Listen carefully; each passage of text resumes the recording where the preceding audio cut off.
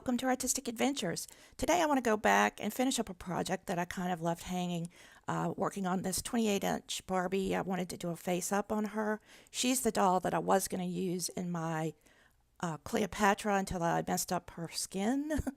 So anyway, here's how she looks before I took off her makeup and chopped off her hair. Originally I was going to use, that bob cut for the Cleopatra haircut, but now I decided what I want to do is make her look more childlike. And actually, when you take the makeup off and have her hair cut like this, she really does look very childlike. She doesn't look, as old as she does with all the makeup and the long hair. And you can see the lines there above her face, above her eyes, where I took off the eyelashes. I sort of filled that in with some of the matte medium and let it dry so that it would be flat. But that'll be the top of her eyes anyway, and I'm going to put lashes back on her. But you can see that dark line there in her eye. So as I said, my goal here is I want to make this doll look a little bit more childlike. I found a dress for her at a thrift store and put it on her that kind of fits. And I was thinking, like, what if you wanted your child to get one of these 28-inch Barbies, which is, I'm as tall as some children, that could be like their friend instead of this, grown up doll. Now, of course, Barbie is supposed to be that grown up doll, but, for me to have this doll be the size of a child and look like a child, I think would be kind of more fun to play with as a child. Maybe I'm wrong. But if you wanted to do this for, if you have children, of that age, I think that, that might be a fun project for you.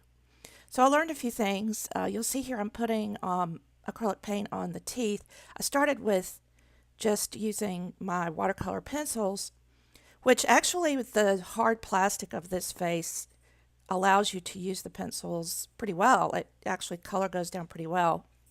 But just because this is such a big expanse, and I learned that on several areas, doing this bigger face versus the smaller face, what you have to change to make it, look okay, like what might be acceptable on a smaller doll, in the way that you put down color doesn't look as good on a bigger surface. So I'm basically kind of using the same process. I am using, my watercolor pencils to kind of go in and sketch out the face and the eyes and where I want them to be and everything. But there were a couple of instances where I did, a few things different. One of those was, the teeth. I really hate teeth, really hate drawing teeth. I don't know about you, but we got them here. We're going to have to do them. And we're going to have to try to make them look halfway realistic, okay? So right now I'm just plotting in where I put, all the different elements to make sure they're symmetrical and have the expression that I want. I want her to have, a happy, sort of childlike expression. Somebody that you would meet and say, hey, let's go play. So that's kind of what I'm aiming for, and I think it's going to work out pretty good because she's got a good mold for that kind of face. I did, by the way, put down about 3 coats of the matte medium on her face and let it dry before I started doing all this, and that really helps, especially if you make mistakes, which I certainly made some during this process, that you can easily wipe them off with water. And always keep some water handy with some brushes, or I'll use a cuticle stick sometimes too. For her eyes, I'm using a lighter brown down at the bottom and then a darker brown up at the top, since eyes are shaded up, the irises are shaded up at the top by the overhang of the eyelid. So just going to keep putting down color. And, one thing that I don't typically do on smaller dolls is put lines in the iris, which we do have in our own eyes. I am going to end up doing that with this doll. I was able to put down a few more colors in the iris too, which I thought were more realistic. I think that sort of added a lot to the eye structure. And also with the eyes, I did a little bit more shading. I'll show you a little later on. I put some gray around the edges of the white so that it looks more like a rounded eyeball. Things like that just are a little different when you have a bigger canvas to work on. So now I'm taking some of my chalk pastels and I do a little bit of shading on her face. I did this in kind of two steps. The first step I wanted to put down some colors, and the second step I did a little bit more contour type thing. So right now I'm putting a little bit of a very light pink blush on her cheeks, just so she has that kind of rosy, healthy, I've been out playing with, the other kids look, not trying to make it look like makeup per se. And then I'm just putting in some sort of natural color shading in different areas of the face, like above the eyes. I'm just putting in really some more skin tony type colors because I don't want it to really look like makeup. But if you look at your skin, you do have these shades of yellow and pink and blues and browns of different shades and yellows of different depth, maybe even peach colors.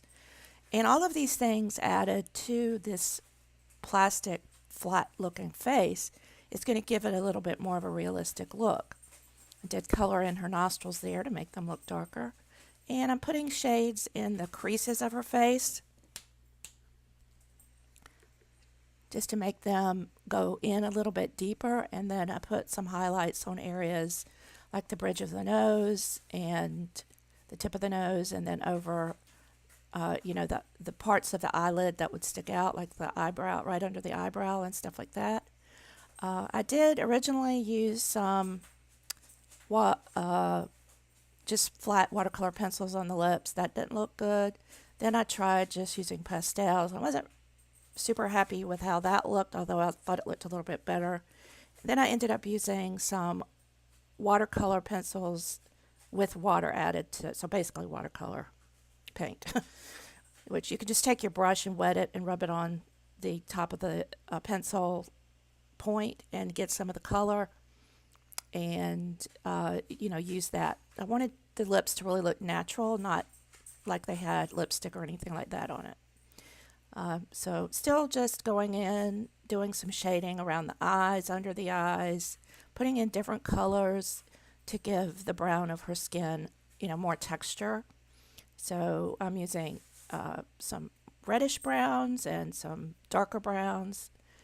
Here I'm going into the eyes and putting a little more colors in. This is a golden color to sort of highlight that bottom area where you'll see more light reflected. And then I'm putting lines in the iris there to make it look, more like a real iris.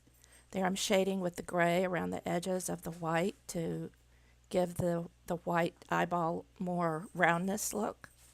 And also putting some red into the tear duct area, which most of us have a little bit of a red color in there. Darkening up the pupils some. And I added some highlight with a nude color around just the very edges of the eyelids, both on the top and the bottom. I am going to put real eyelashes back on her, and then the bottom I'll just, draw those in. So now we're going to get to the dreaded teeth. I start by sort of coloring in with a gray pencil just to mark where I want them to be. You'll see the top teeth, and then I'm just shading underneath those with the black pencil. You won't really see the bottom teeth, and that's kind of how it would look. When you're drawing this, it kind of looks weird, but once you get it done, and you look at it from the distance with the shading and everything, I think it looked pretty realistic. Also shading right at where the lip meets the teeth with a darker color of the reddish orange that I'm using. Then on the rounded part where the light would hit it, that would be lighter.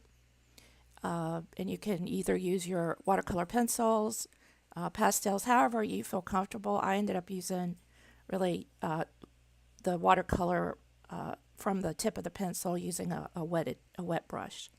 And that's also helped me make the streaks on the lips. We have these creases on our lips, and I thought that helped that. So now I'm going to take a pointy tool here, pointy ball tool, and just put some highlights in her eyes after I kind of finished the lips and the teeth.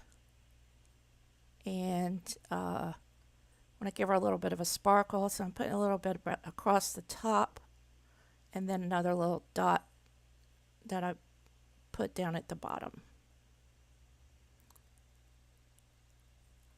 And I was really liking that she's looking like she's got these sort of rosy kind of, apple cheeks. I love that sort of chubby cheek look. It's really that really gives me the idea, of a young girl. She's smiling, she's happy, healthy. So I got that in there, and I'm gonna let that dry. Let that white paint dry for a little bit, and then we'll start working on a little bit more contouring. So I wanted to add, just starting to deepen up some of the colors. I did do some contour in her ear, put a little bit more light on the nose, and then I just used my finger to put a little bit more dark right in that philtrum area above the cupid's bow, and putting in those bottom eyelashes, just using a black watercolor pencil for that. And that kind of is pretty much, I guess, all I'll do with color-wise. I do want to put some eyelashes on her, though. So I'm just using some false eyelashes that I purchased at the drugstore, and pulling off some of that sticky stuff that sticks it to the carton that always drives me crazy. But first thing, I want to just sort of measure and see if I need to cut any off, and I did just need to cut off about 1/4 of an inch so that these would fit. And these are the kind that have the taper where they're shorter near the nose, and then the length gets longer as it goes out to the temple area. And once I get these on, if you decide you want them shorter, since it's, a younger girl, you could do that. I kind of left them long, but, it depends on what you want the look to be. So measured those look pretty good. Now, this is another thing that I really, really hate doing. I just hate doing this because I guess, I don't know, my hand's not steady or whatever, but I hate putting eyelashes, even on smaller dolls. So I'm just going to use some Mod Podge, which, you can use Elmer's glue, whatever kind of white glue. It's nice because it dries clear. You don't have to worry, if you get it in places where you don't really want it. So I'm just taking a little dot with my pointy dot tool and putting it right over just the corner where I want the lash to start on the inside part of the eye. I do this in 2 steps because there's just no way I can apply the eyelash in 1 step. So if I get this part down and get it glued to where it's firm, then I can curve it around and glue the other part of the eye fairly easy. This is the part I hate because it's like the eyelash always flops around. So do try to let the glue dry just a little bit before you start putting the eyelash on. That helps some. You don't have to worry too much if you mess up like I did here. I'm smearing the glue all over everything because it does dry clear. So that's one blessing. So once you get one of these done, you go over and do the other one and then let them both dry. So you can see there I've let those both dry, and they're all slanted up, because they're not attached on the outer edge. But I can attach the outer edge now and pull that down without worrying about the inner edge coming up because it's nice and glued tight. So I do the same process. I put the glue down on the outer edge. I'll put a line of that down, and then I actually put a little tiny bit on the underside of the eyelash, and I'm going to go ahead and do the other side and let that dry just a little bit, and then hopefully that'll be a little bit easier to apply once it's a little bit tackier. Putting a little bit more glue down on the underside of the eyelash. That way, hopefully, they'll just, stick together and everything will work out great. I don't know if you guys like putting down eyelashes or not, but I really hate doing it. About as much as I hate drawing teeth. Maybe I hate it worse, probably. Because I don't really have to draw teeth very much. Most of the dolls that I do, I tend to get dolls that they're not smiling so big. So that's not something I have to do frequently. But anyway, so there we go. We got our eyelashes ready to go down. And this part actually is usually easier than the initial part where you're trying to get the eyelash on in the first place.